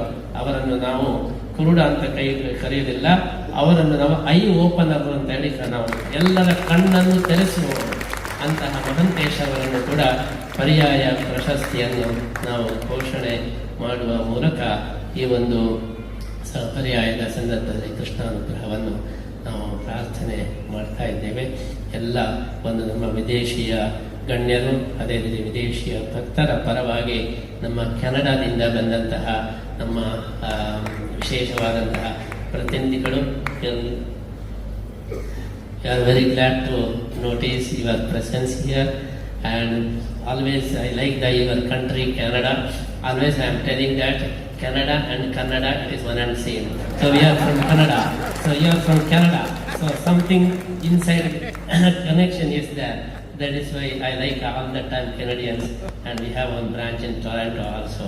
So that is why I am very glad to invite you, and I am enjoying your presence. Though you are not knowing our language, but with all affection you are sitting here and you are enjoying our program. That is, I am very glad to have you here. So I appreciate your presence, and I pray my Lord to bless you especially. And also, I am very glad to have another lady, Vinu Aram, and who is from Coimbatore, and who is also having the big contact with all over the world and serving the peace, world peace. So that I am very glad to notice her services everywhere. So that in this Pariyaya Darbar, we want to recognize all the achievers. So I am very glad to have all of them here, and I pray Lord Sri Krishna to bless all of them, and your achievement should be increased, and for that Krishna should bless you. That is the prayer I am going to offer to Lord Sri Krishna today. And ಇವತ್ತು ಎಲ್ಲ ಭಕ್ತರು, ಇಲ್ಲಿಯ ನಮ್ಮ ಶಾಸಕರು, ಕಾಪಿನ ಶಾಸಕರು, ನೀವೆಲ್ಲ ಸೇರಿ ನಮ್ಮ ರಘುಪತಿ ಭಟ್ಟರು ನಮ್ಮ ಪರ್ಯಾಯದ ಒಂದು ವಿಶೇಷವಾದಂತಹ ಮುತುವರ್ಜಿಯನ್ನು ವಹಿಸಿದ್ದಾರೆ. ಎಲ್ಲರಿಗೂ ಸ್ಫೂರ್ತಿದಾಯಕರಾಗಿ ನಮ್ಮ ಬಲ್ಲಾಳ ಅವರು, ನಮ್ಮ ಮಣಿಪಾಲದ ಕುಲಾಧಿಪತಿ, ಸಹ ಕುಲಾಧಿಪತಿಯಾದಂತಹ HS ಬಲ್ಲಾಳ್ ಅವರು ಎಲ್ಲರಿಗೂ ಕೂಡ ಸ್ಫೂರ್ತಿಯನ್ನು ಕೊಟ್ಟು ಈ ಒಂದು ಪರ್ಯಾಯದ ಕಾರ್ಯಕ್ರಮವನ್ನು ಅತ್ಯಂತ ಸುಂದರವಾಗಿ ಜೋಡಿಸಿದ್ದಾರೆ. ನಮ್ಮ ಕಲ್ಕೂರವರು ನಮ್ಮ ಮಠದ ಶಿಷ್ಯರಾಗಿದ್ದುಕೊಂಡು ಅವರು ಕೂಡ ವಿಶೇಷವಾದಂತಹ ಸೇವೆಯನ್ನು ನಡೆಸಿದ್ದಾರೆ. ನಮ್ಮ ಪರ್ಯಾಯದ ಈ ಕಮಿಟಿಯನ್ನು ಎಲ್ಲರ ಒಳಗೊಳ್ಳುವಿಕೆ ಆಗಬೇಕು ಎಂಬಂತಹ ಈ ಒಂದು ಉದ್ದೇಶದಿಂದ ಎಲ್ಲ ಜನರನ್ನು ಕೂಡ ಇದರಲ್ಲಿ ಸೇರಿಸಿಕೊಳ್ಳತಕ್ಕಂತಹ ಒಂದು ಎಲ್ಲ ಬ್ಯಾಂಕ್ಗಳ ಒಂದು ಡೈರೆಕ್ಟರ್ಗಳನ್ನು, ಎಲ್ಲ ಸಮಾಜದವರನ್ನು ಒಟ್ಟುಗೂಡಿಸಿ ಇಡೀ ಸಮಾಜಕ್ಕೆ ನಾವು ಗೌರವ ಮಾಡಬೇಕು, ಎಲ್ಲ ಸಮಾಜಕ್ಕೆ ಗೌರವ ಮಾಡಬೇಕು ಅಂತ ಈ ಒಂದು ಕಲ್ಪನೆಯಿಂದ ನಾವು ಸ್ವಾಗತ ಸಮಿತಿಯನ್ನು ನಾವು ರಚನೆ ಮಾಡಿದ್ದೇವೆ. ಅಂತಹ ಸ್ವಾಗತ ಸಮಿತಿಯ ಎಲ್ಲ ಪದಾಧಿಕಾರಿಗಳಿಗೂ ನಮ್ಮ ಸಂತೋಷ ಶೆಟ್ಟಿಯವರು ಸಂಚಾಲಕರಾಗಿ ಎಲ್ಲರನ್ನು ಕೂಡ ಒಟ್ಟುಗೂಡಿಸಿದ್ದಾರೆ. ಅವರೆಲ್ಲರಿಗೂ ಕೂಡ ನಾವು ವಿಶೇಷವಾದಂತಹ ಅಭಿನಂದನೆಯನ್ನು ಸಲ್ಲಿಸ್ತಾ ಶ್ರೀಕೃಷ್ಣನ ಅನುಗ್ರಹವನ್ನು ನಾವು ಪ್ರಾರ್ಥನೆ ಮಾಡುತ್ತಾ ಎಲ್ಲ ಬಂದಂತಹ ಇವತ್ತು ಅಮೇರಿಕದಿಂದ ತುಂಬ ಜನ ನಮ್ಮ ಶಿಷ್ಯರು ಬಂದಿದ್ದಾರೆ, ಆಸ್ಟ್ರೇಲಿಯಾದಿಂದ ಬಂದಿದ್ದಾರೆ. ಅದೇ ರೀತಿ ನಮಗೆ ಆಶ್ಚರ್ಯ ಅಂದರೆ 12 ಗಂಟೆ ರಾತ್ರಿಗೆ ನಮ್ಮ ಜೊತೆಗೆ ಅವರೆಲ್ಲ ದಂಡತೀರ್ಥಕ್ಕೆ ಸ್ನಾನಕ್ಕೆ ಬಂದಿದ್ದಾರೆ. ಅಮೇರಿಕದಲ್ಲಿ ದೊಡ್ಡ ದೊಡ್ಡ ಹುದ್ದೆಯಲ್ಲಿ ಇರತಕ್ಕವರು ರಾತ್ರಿ 12 ಗಂಟೆಗೆ ಸ್ವಾಮಿಗಳ ಜೊತೆಗೆ ಸ್ನಾನ ಮಾಡಬೇಕು ಅಂತ ಹೇಳಿ ಇವತ್ತು 12 ಗಂಟೆ ರಾತ್ರಿಗೆ ಅವರೆಲ್ಲ ದಂಡತೀರ್ಥಕ್ಕೆ ಬಂದಿದ್ದಾರೆ. ಸಾವಿರಾರು ರೂಪಾಯಿ ಖರ್ಚು ಮಾಡಿ ಅಲ್ಲಿಂದ ಅಯೋಧ್ಯೆಗೋಸ್ಕರ ಇವರು ಬಂದಿದ್ದಾರೆ. ಅವರೆಲ್ಲರಿಗೂ ಕೂಡ ನಾವು ಶ್ರೀಕೃಷ್ಣನ ವಿಶೇಷ ಅನುಗ್ರಹ ಇರಲಿ ಅಂತ ಹೇಳಿ ನಾವು ಪ್ರಾರ್ಥನೆ ಮಾಡ್ತಾ ನಾವು ಯಾವಾಗಲೂ ಹೇಳ್ತಾ ಉಂಟು, ನಮ್ಮ ಪರ್ಯಾಯ ಅಂತ ಹೇಳಿದರೆ ಅದು NRI ಪರ್ಯಾಯ, ವಿಶ್ವ ಪರ್ಯಾಯ. ಆದ್ದರಿಂದ ಎಲ್ಲ ಕಡೆ ಇರತಕ್ಕಂಥ ಕೃಷ್ಣನ ಭಕ್ತರಿಗೆ ಒಳಗೊಳ್ಳುವಿಕೆ ಇದೆ ಅಂತ ಹೇಳಿ ಹೇಳ್ತಾ ನಾವು ಅವರನ್ನೆಲ್ಲ ಸಂತೋಷ ಪ್ರಾರ್ಥನೆ ಮಾಡ್ತಾ ನಮ್ಮ ಈ ಪರ್ಯಾಯಕ್ಕೆ ವಿಶೇಷ ಸೇವೆ ಮಾಡಿದವರು ನಮ್ಮ ಅಶೋಕ ಹಾರನಹಳ್ಳಿ ಅವರು, ನಮ್ಮ ಮಠದ ದೊಡ್ಡ ಅಭಿಮಾನಿಗಳು. ಅದೇ ರೀತಿ ನಮ್ಮ ಎಲ್ಲರಿಗೂ ಕೂಡ ಮುಖ್ಯ ಇವತ್ತು ಪರ್ಯಾಯ ಇವತ್ತು ಯಶಸ್ವಿಯಾಗಲಿಕ್ಕೆ ಮೂಲ ಕಾರಣ ನಮ್ಮ ಅಶೋಕ ಹಾರನಹಳ್ಳಿ ಅವರು. ಪರ್ಯಾಯದ ಬಗ್ಗೆ ಏನೋ ಸ್ಟೇ ಬರುವುದು ಅಂತ ಹೇಳಿ ಏನೋ ಯೋಚನೆ ಇತ್ತು, ಅದನ್ನೆಲ್ಲ ಆ ವಿಘ್ನವನ್ನು ನಿವಾರಣೆ ಮಾಡಿ ನಮ್ಮ ಪ್ರದೀಪ್ ಲಾಯರು, ಅದೇ ರೀತಿ ಅಶೋಕ ಹಾರನಹಳ್ಳಿಯವರು ಆ ಎಲ್ಲ ಗೊಂದಲವನ್ನು ಪರಿಹಾರ ಮಾಡಿ ಈ ಪರ್ಯಾಯದ ಇವತ್ತಿನ ಈ ಕೃಷ್ಣನ ಸೇವೆಯ ಸಂಕಲ್ಪ ಅದು ನಿರಾತಂಕವಾಗಿ ಅದು ನಡೆಯುವ ಹಾಗೆ ಮಾಡಿದ್ದಾರೆ. ಹಾಗಾಗಿ ಅಶೋಕ ಹಾರನಹಳ್ಳಿ ಅವರಿಗೆ ನಾವು ವಿಶೇಷವಾದ ಅಭಿನಂದನೆಯನ್ನು ಸಲ್ಲಿಸ್ತಾ ಇಡೀ ಬ್ರಾಹ್ಮಣ ಸಮಾಜದ ಅಧ್ಯಕ್ಷರಾಗಿದ್ದುಕೊಂಡು ಬ್ರಾಹ್ಮಣ ಸಮಾಜದ ಒಂದು ಉದ್ಧಾರಕ್ಕೋಸ್ಕರವೂ ಕೂಡ ಅವರು ವಿಶೇಷ ಪ್ರಯತ್ನವನ್ನು ಮಾಡ್ತಾ ಇದ್ದಾರೆ. ಅವರಿಗೂ ಈ ಪರ್ಯಾಯ ದರ್ಬಾರನ ಈ ಪ್ರಶಸ್ತಿಯನ್ನು ಘೋಷಣೆ ಮಾಡ್ತಾ ಎಲ್ಲರಿಗೂ ಕೂಡ ಶ್ರೀಕೃಷ್ಣನ ಅನುಗ್ರಹ ಆಗಲಿ ಅಂತೇಳಿ ಪ್ರಾರ್ಥನೆ ಮಾಡ್ತಾ ನಮ್ಮ ಜೊತೆಗೆ ನಮ್ಮ ಶಿಷ್ಯರಾದಂತಹ ಸುಶ್ರೀಂದ್ರ ತೀರ್ಥರು ಮೊದಲ ಪರ್ಯಾಯದಲ್ಲಿ ಅವರು ಯೋಚನೆ ಮಾಡಿದ್ದಾರೆ. ಉಡುಪಿಯ ನಮ್ಮ ಅಷ್ಟಮಠಗಳಲ್ಲಿ ನಮ್ಮದು ಒಂದು ಯಾವಾಗಲೂ ಕೂಡ ಒಂದು ಸ್ವಭಾವ ಏನೆಂದರೆ ಹೊಸ್ತನ್ನು ಮಾಡೋದು, ಯಾರು ಇಳದೇ ಇದ್ದಂತಹ ಒಂದು ಹೆಜ್ಜೆಯನ್ನು ನಾವು ಹೇಳೋದು. ಇದು ಬಹುಶಃ ನಮ್ಮ ಪರಂಪರೆಯ ಗುಣ ಅಂತೇಳಿ ಅನಿಸ್ತಾ ಇದೆ. ನಮ್ಮ ಮೂಲ ಗುರುಗಳು ಉಪೇಂದ್ರ ತೀರ್ಥರು ಅವರು ಸಾಹಸ ಪ್ರಿಯರು, 100 ಜನ ಕಳ್ಳರನ್ನು ಒಬ್ಬರೇ ಓಡಿಸಿದವರು. ಆದ್ದರಿಂದ ನಮ್ಮ ಪರಂಪರೆಯಲ್ಲಿ ಬರ್ತಕ್ಕ ಎಲ್ಲ ಸ್ವಾಮಿಗಳು ಸಾಹಸ ಮಾಡುವರು. ಅದೇ ಸಾಹಸವಾಗಿ ನಾವೊಬ್ಬ ಇಂಜಿನಿಯರ್ ಅನ್ನು ನಮ್ಮ ಶಿಷ್ಯರನ್ನಾಗಿ ನಾವು ಆಯ್ಕೆ ಮಾಡಿದ್ದೇವೆ. 29 ವರ್ಷದ ಇಂಜಿನಿಯರ್ ಅನ್ನು ನಾವು ನಮ್ಮ ಶಿಷ್ಯರನ್ನಾಗಿ ಆಯ್ಕೆ ಮಾಡಿದ್ದು ಈಗ ಮೊದಲ ಪರ್ಯಾಯದಲ್ಲಿ ಅವರು ನಮ್ಮ ಜೊತೆಗೆ ಕೃಷ್ಣನ ಸೇವೆಯನ್ನು ಮಾಡುವವರಿದ್ದಾರೆ. ನಮ್ಮೆಲ್ಲ ಒಂದು ಕೃಷ್ಣನ ಸೇವೆಯ ಎಲ್ಲ ಒಂದು ಜವಾಬ್ದಾರಿಯನ್ನು ಅವರು ಹೊತ್ತುಕೊಂಡು ನಮ್ಮ ಮಠದ ನಮ್ಮ ಎಲ್ಲ ಯೋಜನೆಗಳನ್ನು ಇನ್ನಷ್ಟು ಒಳ್ಳೆಯ ರೀತಿಯಲ್ಲಿ ನಡೆಸಿಕೊಂಡು ಬರುವ ಹಾಗೆ ಆಗಲಿ ಅಂತ ಹೇಳಿ ಈ ಸಂದರ್ಭದಲ್ಲಿ ನಾವು ಹಾರೈಸ್ತಾ ಎಲ್ಲ ಭಕ್ತರಿಗೂ ಕೂಡ ಶ್ರೀಕೃಷ್ಣನ ಅನುಗ್ರಹವನ್ನು ಪ್ರಾರ್ಥನೆ ಮಾಡ್ತಾ ನಮ್ಮ ಮಾತನ್ನು ಮುಗಿಸ್ತಾ ಮತ್ತೊಂದು ಹೊಸ ಇವತ್ತು ನಾವು ಪರ್ಯಾಯ ದರ್ಬಾರನ್ನು ಘೋಷಿಸ್ತಾ ಇದ್ದೇವೆ. ಒಂದು ಮಗುವಿಗೆ ಪರ್ಯಾಯ ದರ್ಬಾರಿನ ಒಂದು ಪ್ರಶಸ್ತಿಯನ್ನು ಕೊಡ್ತಾ ಇದ್ದೇವೆ. ಕೋಕಿಲ ಎಂಬಂತಹ ತೆಲುಗು ಮಗುವಿಗೆ ಇವತ್ತು ಪರ್ಯಾಯ ದರ್ಬಾರನ ಒಂದು ಪ್ರಶಸ್ತಿಯನ್ನು ಘೋಷಿಸ್ತಾ ಇದ್ದೇವೆ. 2 ವರ್ಷದ ಮಗು ಸಮಗ್ರ ಭಗವದ್ಗೀತೆಯನ್ನು ಬಾಯಿಪಾಠ ಹೇಳ್ತಾ ಇದೆ. ಅದು ಮಗು ಕಲಿತದ್ದಲ್ಲ, ಬಹಳ ಆಶ್ಚರ್ಯಕರವಾದಂಥ ವಿಚಾರ ಅಂದರೆ ತಾಯಿ ಮಗು ಗರ್ಭದಲ್ಲಿದ್ದಾಗ ತಾಯಿ ಭಗವದ್ಗೀತೆಯನ್ನು ಕಲಿತಳು. ತಾಯಿ ಕಲಿತದ್ದಕ್ಕೆ ಮಗು ಹುಟ್ಟುವಾಗ ಅದಕ್ಕೂ ಬಂದುಬಿಟ್ಟು ಪರೀಕ್ಷಿತನ ಹಾಗೆ ತಾಯಿ ಗರ್ಭದಲ್ಲಿ ಮಗು ಇರುವಾಗ ಭಗವದ್ಗೀತೆಯನ್ನು ಕಲಿತದ್ದಕ್ಕೆ ಮಗು ಹುಟ್ಟುವಾಗ ತಾನು ಭಗವದ್ಗೀತೆಯನ್ನು ಕಲಿತುಕೊಂಡು ಬಂದಿದೆ. ಅಂತಹ ಮಗುವನ್ನು ಭಗವದ್ಗೀತೆಯ ಪ್ರಚಾರಕ್ಕಾಗಿ ನಾವು ಗುರುತಿಸಿ ಇವತ್ತು ಪರ್ಯಾಯ ದರ್ಬಾರನ ಒಂದು ಪ್ರಶಸ್ತಿಯನ್ನು ಘೋಷಿಸ್ತಾ ಇದ್ದೇವೆ. ಆ ಕೋಕಿಲ ಮಗು ಪರ್ಯಾಯದಲ್ಲಿ ಬರಬೇಕು. ಈ ರೀತಿ ಪರ್ಯಾಯ ಈ ದರ್ಬಾರನ ಎಲ್ಲ ಸಾಧಕರ ಒಂದು ಗುರುತಿಸುವಿಕೆಯನ್ನು ಮಾಡ್ತಾ ಎಲ್ಲರಿಗೂ ಕೃಷ್ಣನ ಅನುಗ್ರಹವನ್ನು ಪ್ರಾರ್ಥನೆ ಮಾಡ್ತಾ ಅವರೆಲ್ಲರೂ ಬಂದು ಈ ಪ್ರಸಾದವನ್ನು ಸ್ವೀಕಾರ ಮಾಡಬೇಕು ಅಂತ ನಾವು ಹ್ಮ್.